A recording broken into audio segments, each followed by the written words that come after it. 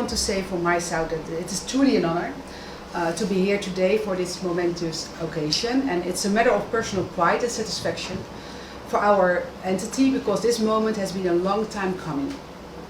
After years of hard working on this topic, the level of commitment and togetherness that we displayed in getting to this point is nothing short of commendable. Let me say categorically how proud we are, and we are all the parties here, and I think especially the Island Council, together with the Island Council, Minister de Jonge and our partners, to be taking this step together. It is altogether fitting that we should do this.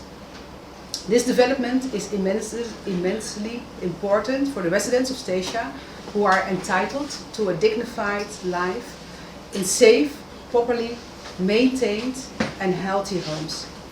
Anyone who lives here must be aware of the appalling blight that has become synonymous with social housing.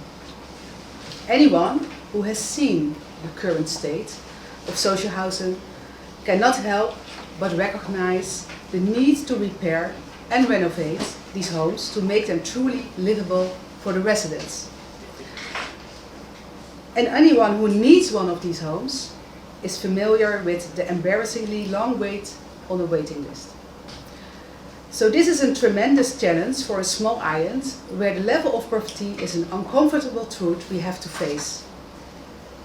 With over half of the residents living below the poverty line, and with house rental prices rising sharply in the Caribbean Netherlands, it is great importance that households with a minimum income can continue to afford housing costs.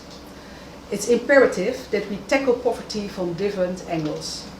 We need to improve education and create employment opportunities, and we need to provide necessary financial help and adopt an integrated approach for and access to relevant facilities and services.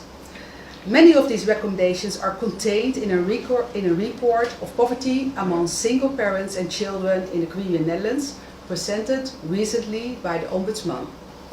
However, we must also improve the quality of the social housing pool.